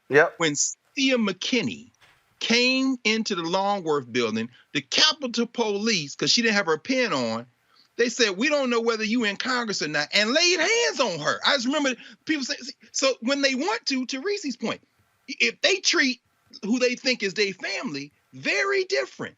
But they literally took Cynthia McKinney, an elected member of Congress, would not let her in the building and put their hands on this black woman. So I'm like, that's why they think they don't have to walk through metal detectors, because they are all part of the same gang. Absolutely. And it's the same reason, Dr. Carr, to Reese's point, how Lauren Boebert was just in a standoff with Capitol Police because she refused to be searched. This is the GED member of Congress that just got in, as Reese said, from the trailer park to the halls of Congress, who is acting the up. She is a part of this caucus that Reese rightly said is this insurrection caucus. They have no powers. They're acting on the orders of people that really are akin to their own likeliness and their kindness, that have the same mindset. So absolutely, I would love to really see some more movement on expulsion as well, because if your colleagues have set you up, you in bad shape, boo. You in bad shape. Folks, hold tight 1 second. Of course, Joe Biden is speaking right now regarding his plan for rescuing the country when it comes to COVID. Let's go live to him as we speak. Behind, with unrelenting grief and guilt, anger and frustration, and the emptiness felt by the loss of life is compounded by the loss of our way of life. During this pandemic, millions of Americans, through no fault of their own, have lost the dignity and respect that comes with a job and a paycheck. Millions of Americans never thought they'd be out of work. Many of them never even envisioned the idea, are facing eviction, waiting for hours in their cars to feed their families as they drive up to a food bank. Millions have kept their jobs but have seen their hours and paychecks reduced, barely hanging on as well. That's happening today in the United States of America.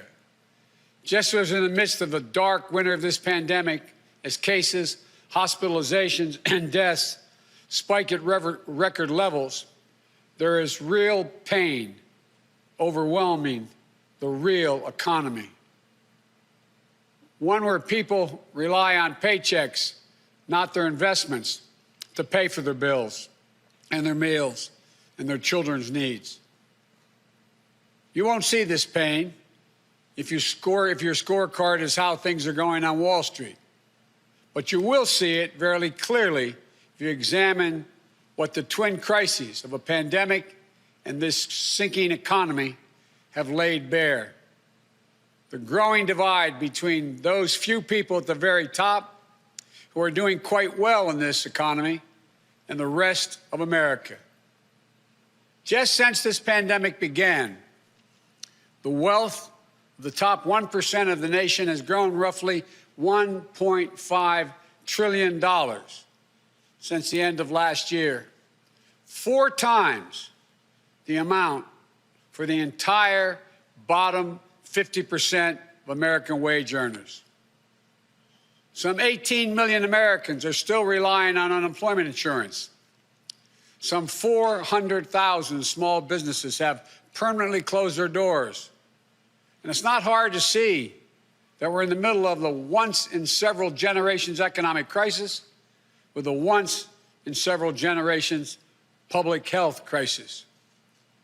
The crisis of deep human suffering is in plain sight, and there's no time to waste. We have to act, and we have to act now. This is what economists are telling us. More importantly, it's what the values we hold dear in our hearts as Americans are telling us.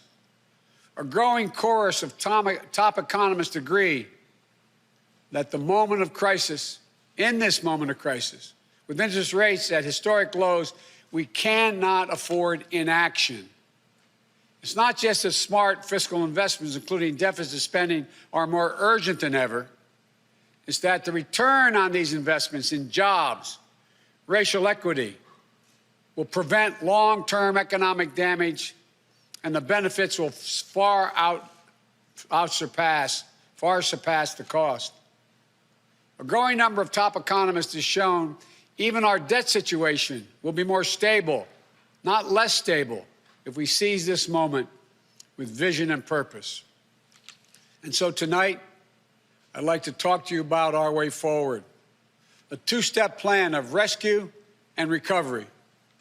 A 2-step plan to build a bridge to the other side of the crisis we face to a better, stronger, more secure America. Tonight, I'll lay out my first step, the American Rescue Plan, that will tackle the pandemic and get direct financial assistance and relief to Americans who need it the most.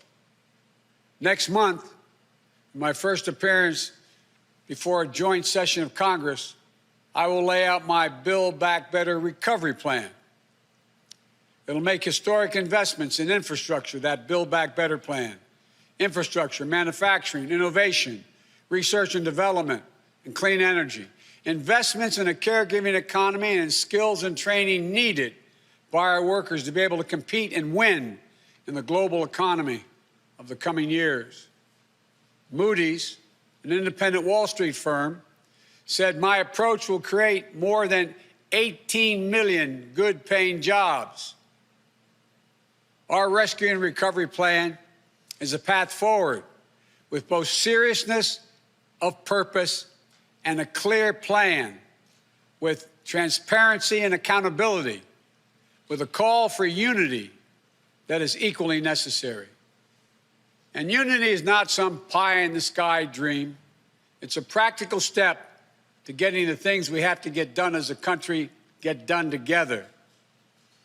As I said when it passed in December, the bipartisan COVID-19 relief package was a very important first step.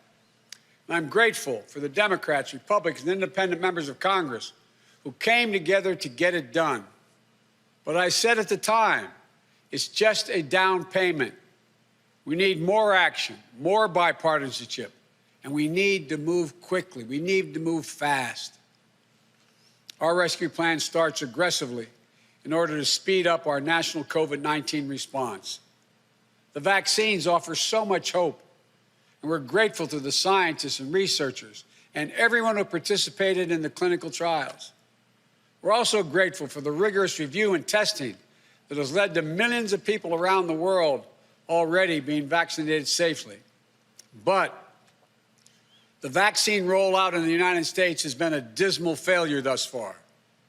Tomorrow, I will lay out our vaccination plan to correct course and meet our goal of 100 million shots at the end of my first 100 days as president. This will be one of the most challenging operational efforts we have ever undertaken as a nation.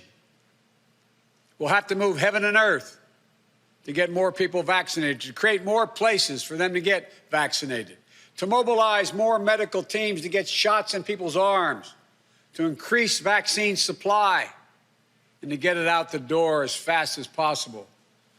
We'll also do everything we can to keep our educators and students safe, to safely reopen a majority of our K-8 schools by the end of the first 100 days.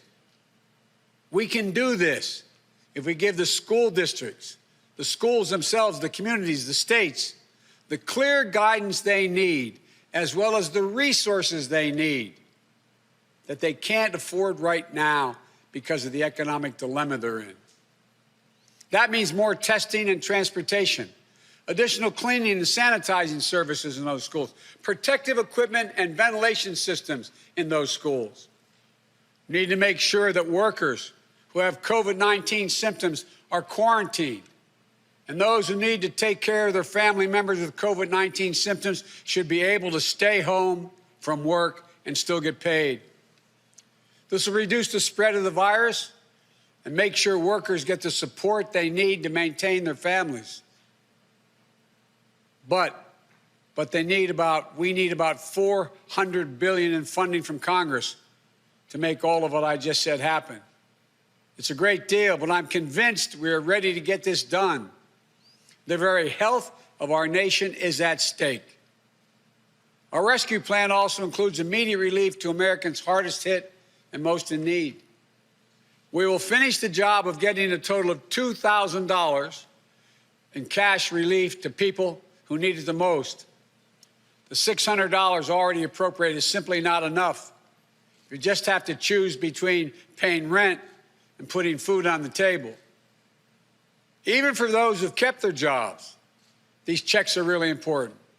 You see, if you're an American worker making $40,000 a year with less than $400 in savings, maybe you've lost hours, or maybe you're doing fewer shifts, driving a truck or caring for the kids or the elderly.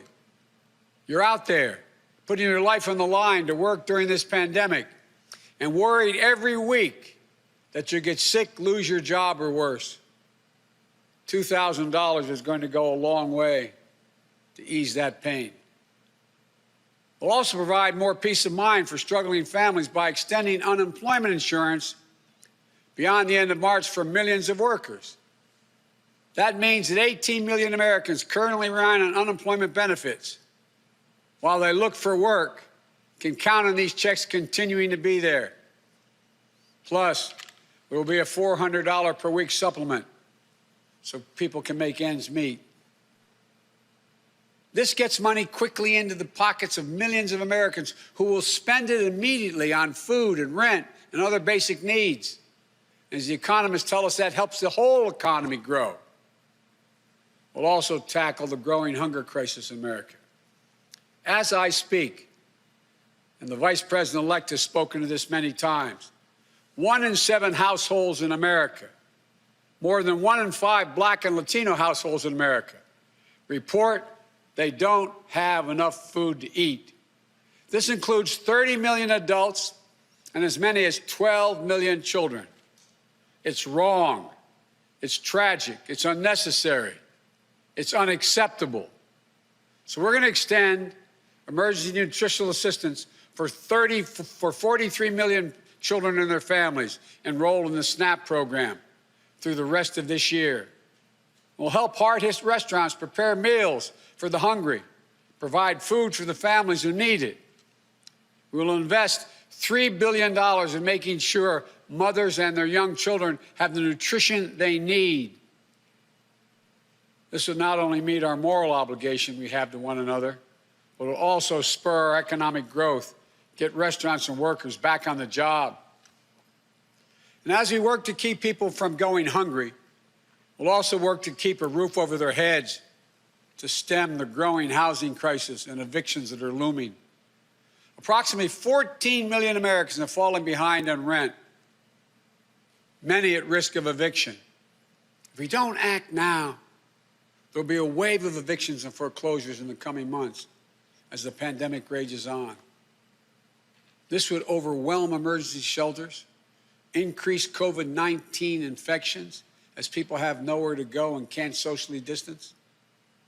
Next week, we'll take action to extend nationwide restrictions on evictions and foreclosures. This will provide more than 25 million Americans greater stability instead of living on the edge every single month.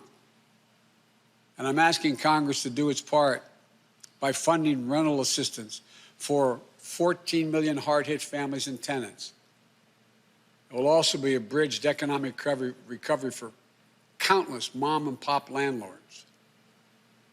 These crises are straining the budgets of states and cities and tribal communities that are forced to consider layoff and service restrictions of the most needed workers. It means that people putting their lives at risk are the very people now at risk of losing their jobs. Police officers, firefighters, all first responders, nurses, educators. You know, over the last year alone, over 600,000 educators have lost their jobs in our cities and towns.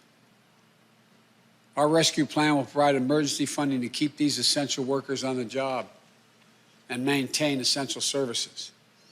It will ensure that vaccines are administered and schools can reopen. Vice President-elect Harris and I have been speaking with county officials, mayors, governors of both parties on a regular basis.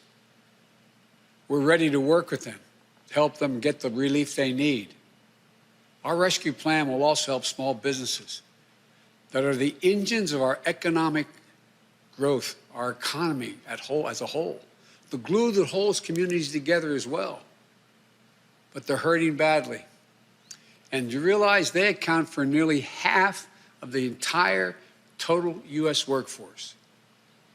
Our rescue plan will provide flexible grants to help those hardest hit small businesses survive the pandemic, and the low-cost capital that will help entrepreneurs of all backgrounds create and maintain jobs, plus provide the essential goods and services that communities depend upon.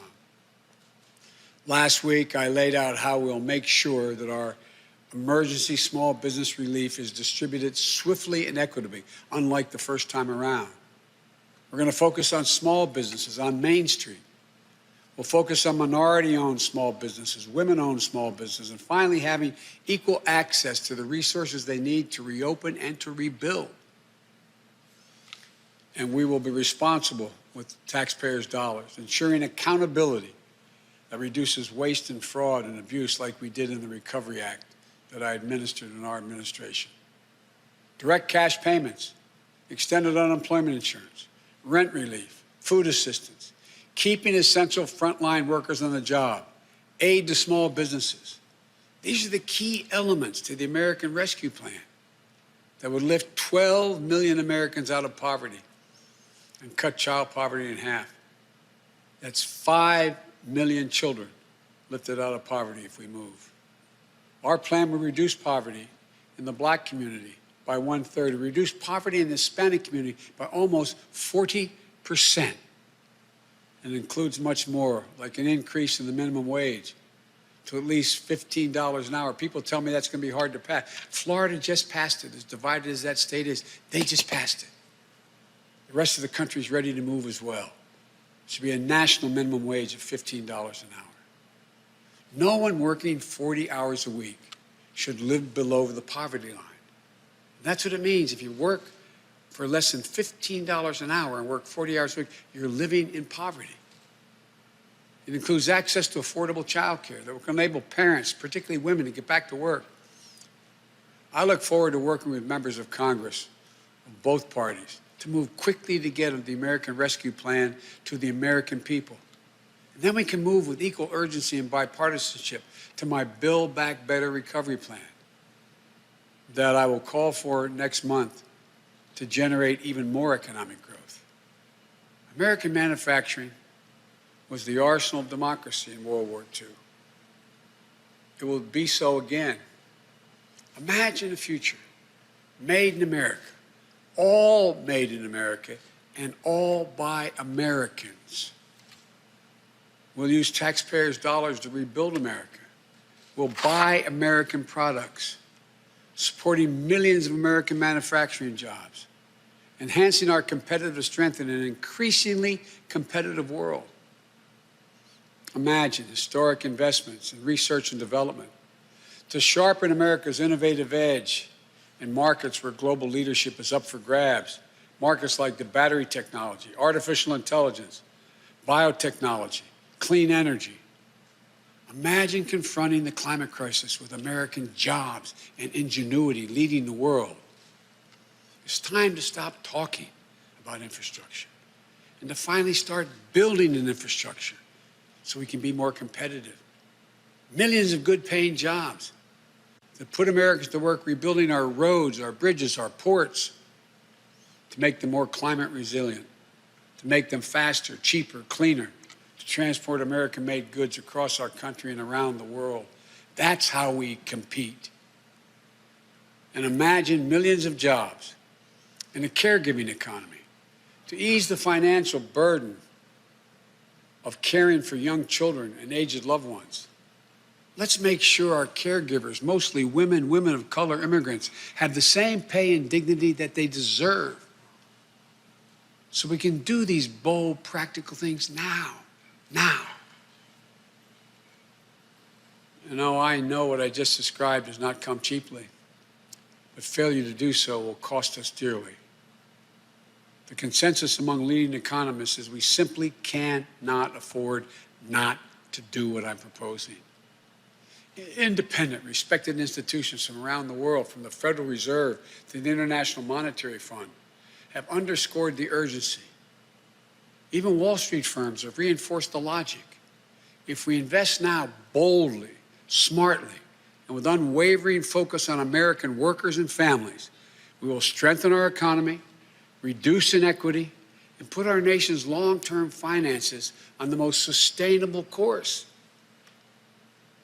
And where we're making permanent investments, recurring investments, as I said in the campaign trail, we will pay for them by making sure that everyone pays their fair share, not punishing anybody.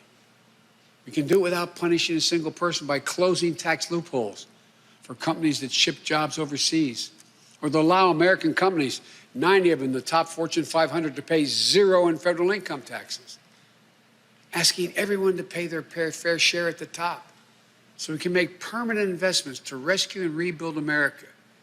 It's the right thing for our economy. It's the fair thing. It's the decent thing to do. We not only have an economic imperative to act now, I believe we have a moral obligation In this pandemic, in America, we cannot let people go hungry. We cannot let people get evicted. We cannot watch nurses, educators, and others lose their jobs. We so badly need them. We must act now and act decisively. My fellow Americans, the decisions we make in the next few weeks and months are going to determine whether we thrive in a way that benefits all Americans, or whether we stay stuck in a place where those at the top do great, while economic growth for most everyone else is just a spectator sport, and where American prospects dim, not brighten. These investments will determine whether we reassert American leadership and outcompete our competitors in a global economy. We're better equipped to do this than any nation in the world. Or that we watch them catch up and pass us by. Together, I know which path we'll choose. And that includes all Americans, so we can own the 21st century. But even with all of these bold steps, it's going to take time to get where we need to be. There will be stumbles, but I will always be honest with you about both the progress we're making and what setbacks we meet. And there will, and here's the deal, the more people we vaccinate, the faster we do it, the sooner we can save lives and put this pandemic behind us and get back to our lives and our loved ones. And the sooner we can rescue and rebuild the American economy, the biggest and most profitable engine in the world. I know it's been nearly a year that tested us beyond measure. For all of you who have lost someone, my heart goes out to you. I know that feeling looking at an empty chair across the table. All of you who've fallen on hard times, I know you can never get back what you lost. But as your president, I know that every day matters and every person matters. From the very first to the nearly 400,000 lost American souls and counting, to the millions of you just looking for a fighting chance in this economy, I promise you, we will not forget you. We understand what you're going through. We will never, ever give up. And we will come back. We'll come back together. Well, we didn't get into all this overnight. We won't get out of it overnight. And we can't do it as a separated and divided nation. The only way we can do it is to come together as fellow Americans, as neighbors, as the United States of America. And when we do, there's nothing beyond our capacity. I've said this many times. When America acts as one, there's never been a single thing we've been unable to do, no matter how consequential the issue has been. Out of all the peril of this moment, I want you to know, I give him a word, I see the promise as well. We've seen clearly what we face now. And I remain so optimistic about America. As optimistic as I've ever been. We have everything we need, but the will must be demonstrated. So come Wednesday, we begin a new chapter. The Vice President-elect and I will do our best to meet all the expectations you have for the country and the expectations we have for it. I'm confident. I am truly confident. Together, we can get this done and come out better off than when we went into this crisis. God bless you all, and may God protect our troops.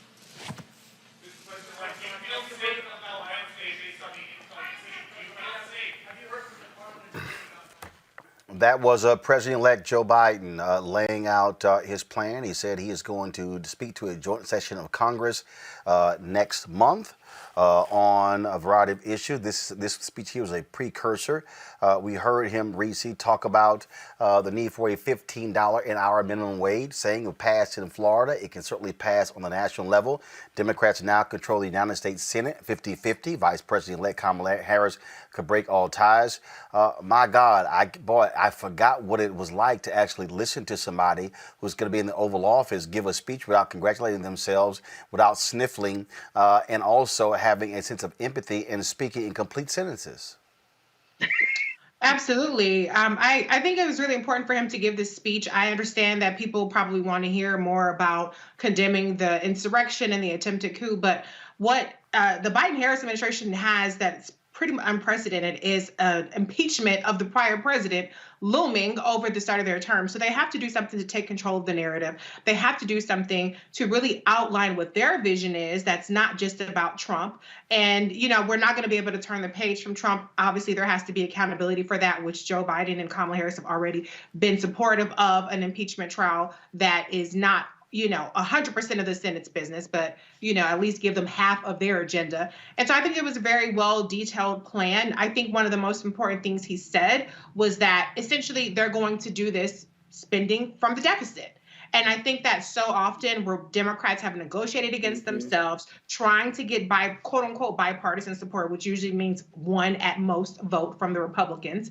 And, the Republicans have already tried to move the goalposts and talk about how you need to balance the budget and things like that. And so much of that kind of back and forth really plagued the Obama-Biden administration that I think that it's important that Biden is already laying out. We're not playing those games. We got to spend this money. We got to get this economy back. We got to get it working for everybody. And so that's an important message. I think there's going to be a lot of support for that.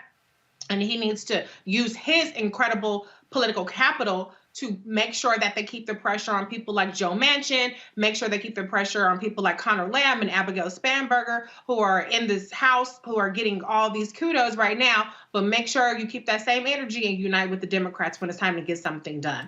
I think it was a great detailed plan, and they have to really power forward with this economic message. And to that particular point that Reese made, Erica, Republicans all of a sudden are going to reclaim the whole deal about fiscal conservatives, where they haven't given a damn about the deficit. It has exploded over the last several years with Donald Trump there. Republicans have had runaway spending. So, yeah, I'm not really trying to hear any of them all of a sudden talk about the nation's debt. Yeah, facepalm to any Republican trying it, because not far from your studios, Roland, there is a rolling calculation of that very deficit that you're speaking of. And I just want to say, one of the things that he talked about, not only acknowledging the nearly 400,000 souls who are no longer here to bear witness to what is happening and to be with their families, but that he also talked about food insecurity, which I think is something to continue to make sure that that's lifted forward. When, over the summer, we were looking at nearly a quarter of this nation's children that were already suffering, but were suffering even more because schools were closed down. There was not much in-person learning that was happening. And so you have kids that were depending on hot meals from a summer program, from some type of service. Those services were rolled up due to the pandemic and other issues where they weren't seeing the kind of donations and support they had seen in a pre-COVID economy. So to say that effectively SNAP benefits, that extended benefit period, and the increase will continue on for a period of time, I think is very important. And let me be very clear. Anybody who has a damn problem with any type of welfare benefit, you may also get the facepalm too, because when he talked about these Fortune 500 companies that pay $0 in federal taxes, that is exactly zero. And all of us that receive any type of paycheck, whether you are an entrepreneur or you work for someone, you have to either pay quarterly business taxes or you pay taxes out of your check even before you see all of your money, because the government does not trust you to actually give up those taxes. So look at Jeff Bezos, who is a fucking trillionaire. Look at the ways with which wealth is worshipped, okay? Those corporate welfare whores who absolutely suck up and take benefits all the time. kiss my ass with anybody that has a problem with any type of benefits that need to be extended to our ever so growing poverty community in this nation. The richest nation in the world is something that the United States should not stand proudly behind and say, well, we have this much suffering happening, not only in the food not in just in terms of food, but in housing as well. So it was really short, to the point, more information to come, but was really glad to see the food insecurity piece lifted. So one, Jeff Bezos is not a trillionaire. Now, Amazon is on a $1 trillion company, but Jeff Bezos is worth $100 billion or so, or something like that. Greg Carr, your thoughts on what Joe Biden had to say? Reese done told you, get out the way. Move, as Ludacris would say, get out the way. Because, I mean, you know, it's interesting, though, because they're not going to blow up the filibuster immediately. However, they don't need to. They've got budget reconciliation. So, and it gives me great comfort to know that the incoming chair of the Senate Budget Committee going to be Bernie Sanders. It was very interesting listening, as Erica said, that to that short but sweet piece. That $1.9 trillion price tag is what? That's about roughly twice what the Obama-Biden bailout 2009 bill was. And 40% of that particular stimulus bill was tax cuts because they were trying to appeal to Republicans, and Republicans still didn't vote for it, although they requested dollars for those projects after it passed. That's right. That's exactly right, Roland, which lets us know that times have changed. This is bolder. It's very interesting, isn't it? That's exactly right. Now, you know, if they're going to go through, and I suspect they will go through budget reconciliation, because the budget can't be filibustered. That means, of course, that the House side and the Senate side will then have to go to each of the separate committees that have the responsibility for managing the mandatory spending, the entitlement spending, which is why, as you heard Erica say, SNAP, that's very important. Medicare, Medicaid, Social Security benefits, the unemployment, make them come back to you. And then you just need a simple majority. Now, as Reese said, you got to keep the Spanbergers and them online in the House, and you got to get Joe Manchin. So Biden has a very small window, and it seems to me that even though he didn't say anything about these terrorists, there might be a way to somehow commingle that narrative and almost put it like, if you don't give relief to the American people, so to speak, you stand with the domestic terrorists. Because guess what? Since you claim that one of the reasons they were down here is because they felt like their government wasn't helping them, then you can pull maybe a FDR move and say, well, since these are your people, I'm sure you're going to make sure they can eat, right? I'm sure you're going to make sure they can stay in their apartment, right? You wouldn't do that, right? Since you want us to defend them, right? So if Joe wants to play that kind of heel move, go right ahead, brother. I'm sure the vice president won't stand in your way. But that was a pretty clear declarative statement this morning, this evening. Had a little bit echoes of FDR in it. Let's see how far Joe can get with it. Well, it was also important because the reality is we still are facing an economic calamity in this country. And then that point about the food insecurity was also important because the Donald Trump and his imps, what they have done is pretty blown folks off. They have destroyed the USDA when it came to how they were treating it. And the cost, the literal cost to feed Americans is extremely low. And I'm talking about the amount of fraud in the USDA is so small, but since Ronald Reagan, they made a big deal out of all these people stealing money from. No, y'all, it's all BS. Trust me. If you want to talk about where the most money is being wasted between not the USDA, go to the Pentagon. Right. If y'all want to talk about money being wasted, I guarantee you, we could do a comparison between the Pentagon, which has the largest budget, and the USDA, which has the second or third largest budget. But just letting y'all know. Can I throw in one more point? I gotta shout out my girl Kamala Harris, VP-elect, because you see a lot of the priorities that she has fought for throughout this COVID crisis, specifically SNAP benefits. That's something that she was very much on the forefront of. The rental assistance to small businesses. He did mention about the disproportionate impact to Black businesses. The $2,000. She had the monthly crisis and economic support act. So I think that being able to have VP Harris in the Senate, being the tie-breaking vote, also leveraging those relationships. She hasn't even resigned yet. As a matter of fact, it's going to be really important. And then one other thing I want to say is the messaging is so important.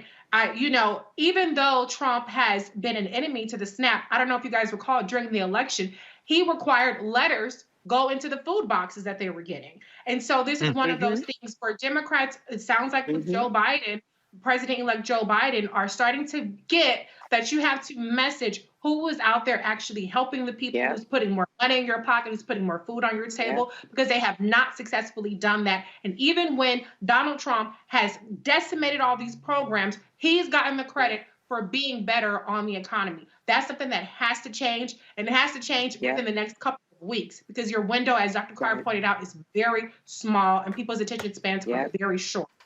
Absolutely. We got to talk about this here. Joe Biden also announced that Jamie Harrison is his pick to lead the DNC. Keisha Lance Bottoms, the mayor of Atlanta, is going to be one of the vice chairs of the Democratic Party. Erica, your thoughts about that? Well, I remember that kind of being in the rumor wheel some time ago, right after he unfortunately lost his bid for Senator of South Carolina. So I think that one of the things that kind of is pretty interesting for me around Jamie Harrison, he's out of the loins of course, now coming into Majority Whip Jim Clyburn out of South Carolina, but that also there was a rural PAC that he had started. I think it was called Dirt Road PAC.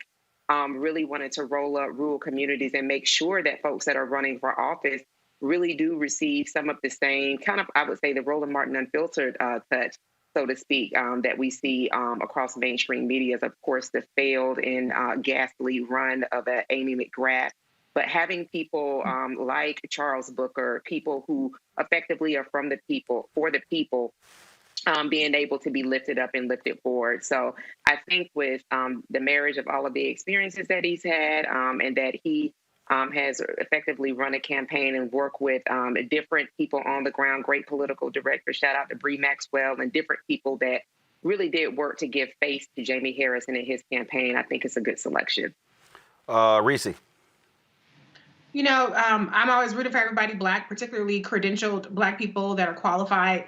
I do have one concern with Jamie Harrison, and that relates to the North Carolina Senate race, where he formed a fundraising pact with Cal Cunningham over Erica Smith, who was the Black woman running there, who was polling and who was beating Tom Tillis in the polling. And so I'm not going to hold that against him, but what I do want to see from Jamie Harrison is a tangible plan to rectify the fact that now that VP Harris is going to be leaving the Senate, we will have 0 Black women in the Senate. This is not something that's going to self-correct. It's not going to inevitably correct in 2022. The DNC has to put the resources behind replacing or getting at least 1 Black woman in the Senate. North Carolina seems like a logical place to start there, but they have to put a tangible plan in, and I'm not going to let him slide just because he's a Black man, just like y'all don't let Kamala slide because she a Black woman or whoever else. I'm not going to let him slide on that. I want to see Jamie Harrison seriously put resources behind a Black woman senator in 2022, whether that means making sure that they're elected or telling one of these older, Democratic people to step aside so that a Black woman can be appointed. However you get it is how we need to get it. So that's what I'm going to be looking to from Jamie Harrison. Greg. So congratulations. Yeah, South Carolina seems to be kind of teetering right now, whether it's Jim Clyburn saying that lift every voice and sing should become the national hymn, or Tim Scott saying don't impeach Donald Trump, or Jamie Harrison coming over to DNC. Since the early 90s, the Democratic National Committee has been the cane break on progressivism in many ways. I mean, never forget, in the wake of the Jackson campaigns of 84 and 88, by the time you get to the early 90s, this is Bill Clinton. So this triangulation, this center-left liberalism, if the Democratic Party has not learned by now, that they can no longer, well, let me just say this very quickly. I think what's really on trial right now in terms of black politics at the national level in this country is black center-left electoral politics. And it's not going to work. And whether it's women or men, and I do agree there should be women in the United States Senate of African descent. And there are progressive women out there. Jamie Harrison will have to show me something. But then again, he's a party man. And when you're a party man, you're going to stand up and salute. Keisha Lance Bottoms is a party woman. She's going to stand up and salute. Notice Stacey Abrams is not getting close enough to them to be tarred with that. And she's probably keeping her powder dry. And that's probably the best thing to do, because if they keep going down that road of left center politics, the Democratic Party is going to have a problem on its hands. So good luck, Brother Harrison. Let's see what you do. Well, one of the things that I certainly want to see with Jamie Harrison now taking over the Democratic National Committee is going to be, I certainly understand Reese's point when it comes to black female elected office holders, but Jamie Harrison has to make it clear to Democrats, y'all better have a very clearly defined black male outreach program. There was a 9-point gap between black men and black women when Obama beat Romney in 2012. There was a 13-point gap in 2016. It was a 20-point gap in 2020. Even though black men were the second highest group behind black women who voted for Joe Biden and Kamala Harris, that is important because that's a trend, 9, 13, 20, which means that it could be 24, 25 in the next election, which means that you have a problem. Now, for all the folks who can run around here, talk about it's not important, we should blow these people off, well, I don't hear y'all saying blow off white women. So no. 53% of white women voted for Donald Trump in 2016. 55% voted in 2020 after all that took place. And so, Democrats, you can't afford to blow off black men. So Harrison needs to make it perfectly clear to have a strong program that speaks to these black men, listens to them, and addresses those concerns. That's one. The second thing is this here. And trust me, you know I'm going to text this to Jamie Harrison directly. And that is this here. Jamie Harrison needs to call all of the Democratic various constituencies together. The DSCC, the DCCC, the Democratic Governors Association, and call together these various Democratic PACs and interest groups and make it perfectly clear. You are too damn white. He needs to call them together and make it perfectly clear that when it comes to your staff, when it comes to your treatment of black media, when it comes to the money that you put on the ground, field operations, you are simply too white. I can tell you right now, without the third-party groups in Georgia, let me be clear, without the third-party groups in Georgia, John Ossoff and Raphael Warnock do not win. In 2022, and without Roland Martin Unfiltered. No, we were there. In 2022, understand, U.S. Senate seats in Pennsylvania and North Carolina, Wisconsin are going to be available. Rubio in Florida. Democrats, you can't win those 4 states unless you have a strong ground game targeting black people in Philadelphia and Pittsburgh and targeting black folks in Milwaukee and, of course, in Broward County and Miami-Dade County in Florida, as well as all around the state of North Carolina. But the last point is this here, and that deals with money going to black media outlets. I am not saying black targeted outlets. I'm not saying like when the Biden campaign had Complex and iHeartRadio on their list in terms of targeting African Americans. Let me be clear. I understand black outreach. I understand reaching black audiences. But the reason black media cannot grow and build capacity is because we don't actually get those dollars. And see, and let me be real clear. Because did we receive Biden campaign money? Yes. Did we receive DSCC money? Yes. But was it enough? The answer is no. And we delivered. And we know those who did not deliver. So let me be clear. We're not going to be talking about waiting until 2022 to answer those questions. No. There has to be a reckoning inside the Democratic Party. Because if you do not put the money on the ground where the people are, You need to stop listening to those white media consultants who get paid by media buys and understand you should be expanding your majority. And also remember, it is historic that the party in the White House loses seats in the midterms. President-elect Joe Biden, Vice President-elect Kamala Harris, do not do what President Obama and Vice President Biden did in 2010. Come on, brother. Because one of the reasons why you have a conservative Supreme Court with a 6-3 majority is because Obama and Biden did not lock and load and turn their people out in the 2010 midterms. Yep. The reason Republicans solidified their control over state legislatures, the reason they controlled 31 governor's mansions dates back to the 2010 midterms. Yep. So, Jamie Harrison, you have your work cut out for you. Trust me, if the party doesn't listen, hire, and spend on black people, you are not going to have a Democratic majority in the House and the Senate in January of 2023. Write this down, because if it happens, don't say no one said it. All right, folks, that is it for us. Let me do this here. I got to read this here. Zoom in on this photo here. This smooth dressing alpha here sent me this here. Join our Bring the Funk fan club. Specifically said, read this on Thursday.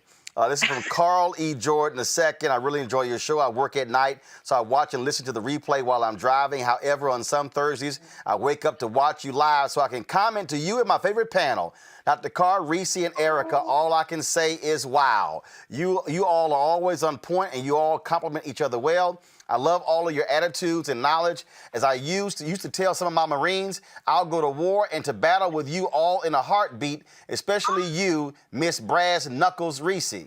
LOL. So call me up when he says, so call me up when the mess hit the fan. Roland, here is $110.10 in support of your show to be a member of the Bring the Funk fan club. $50 for the first year, $50 for the second year equals $100 because you keep it $100. $10 because you and your Thursday panel, along with Robert Patillo on Wednesday's panel, is a perfect 10. And 10 cents to prove to the naysayers that your show is worth a dime. For a total of $110.10. Dr. Carr, please keep telling people to put money on this show. Roland, I hope to see you the next time you come to Georgia. Happy Founders Day to Alpha Phi Alpha. Now, he's not an alpha, but he damn sure dressed one. He said, I'm not an alpha. However, here's a picture of me honoring Dr. Martin Luther King Jr. and my little brother and a couple of my friends who are alphas when I had to preach last year on your Founders Day. Oh, Lord, you can give this picture to my fly girl, Erica, and tell her this Marine wants to eat her fried salad. That is funny. God's blessing for your success. Minister Carl E. Jordan II. Y'all remember when Erica, when she left, y'all remember when we had Will Downing and Erica was talking about cooking salad. We ain't gonna never live that one down. I cannot live it down. People tweet at me like, Erica, this is cause for celebration with Georgia with it. I'm doing a fried salad. I'm so mad at you, Roland. So, but salad is a great dish. Yeah, go ahead, zoom in, Henry. So Minister Carl E. Jordan II would like for me to send this to Erica, and on the back of the photo is his name, email, and his number. No! Hey, hold on. Let me cover this up. I'm not gonna put his email and phone number out there for public consumption. God. But you think I'm lying. Hold on. Let me do this here. Hold on now. Go ahead. No! Okay. Need your hand. Everybody. Go ahead. All I'm saying. God bless. Good night. Shoot your shot, real. Hey, go ahead. Look at clean. He ain't alpha, but he dressed like an alpha. Oh, suck it. I'm gonna drop this in the mail for you, Erica. Really, Roland? Yo, I don't have time today. I've got to do a radio interview on KJLA, but I'm gonna do this real quick. I just want y'all to know, man, a ton of y'all sent in money orders and checks and everything over the last 5 weeks I was in Georgia. This literally are the letters and cards that people sent in. And so I'm going to read a few each day. I can't literally, as that many, y'all, I can't go through all of them. Delbert says, thank you for what you're doing. Keep up the good fight. Bless you and your staff. Please accept this small amount to assist your cause. Again, y'all, we got just tons of stuff. Cards from people. I mean, you name it. Folks who appreciate this show.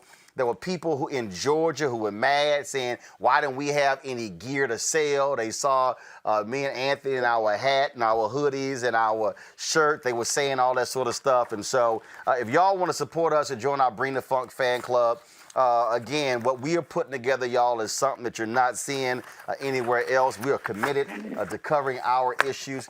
We are going to be broadcasting live on Wednesday, our inauguration coverage. You can bank on that. On the night that Joe Biden speaks to a joint session of Congress, I expect to be one of those TV anchors they normally meet with before for the luncheon that day.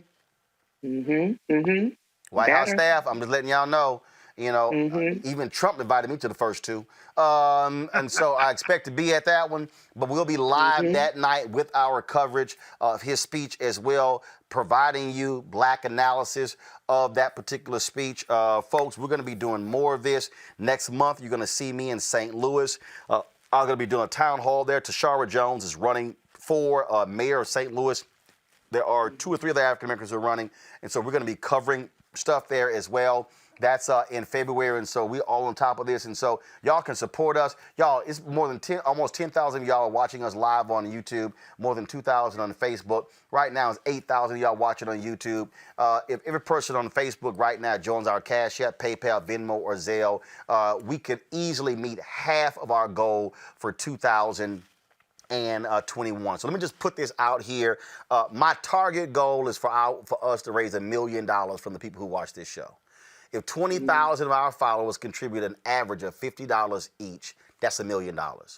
That funds what we're able to do. That means that we don't have to depend upon corporate advertising. We appreciate our partners, but what it does is it positions us to be able to hire staff, to hire more staff.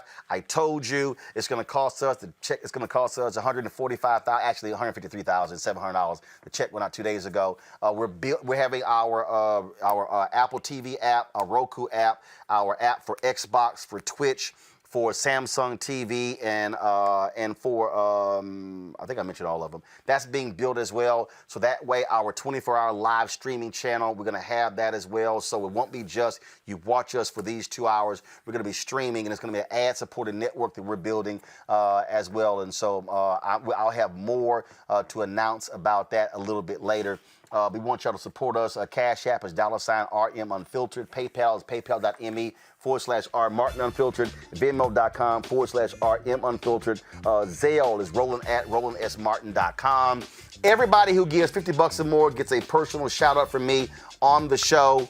And so that's what we got going on. So we certainly appreciate it. And Eric, I'm going to be sure and drop this in the mail from Minister Carl E. Jordan. To the back, to Erica. Nice little red heart. Roland. Hold on. Henry, do this here. I want you to zoom in, Henry. And I want you to give me Henry, I want you to zoom in and give me a 2-box. I need a 2-box. I need you to, Henry, give me a 2-box. I need a 2-box of, come on, I need a 2-box. Come on, Bro, it's so messy. What? I'm just saying. I feel like I'm Chuck Woolery. God. I feel I'm about to say 2 and 2. No, but we appreciate the support of RMU. Go ahead. Oh, booyah! Oh, hell to the yeah. No! It's gonna be a whole situation. What? He might be a gun owner, Erica.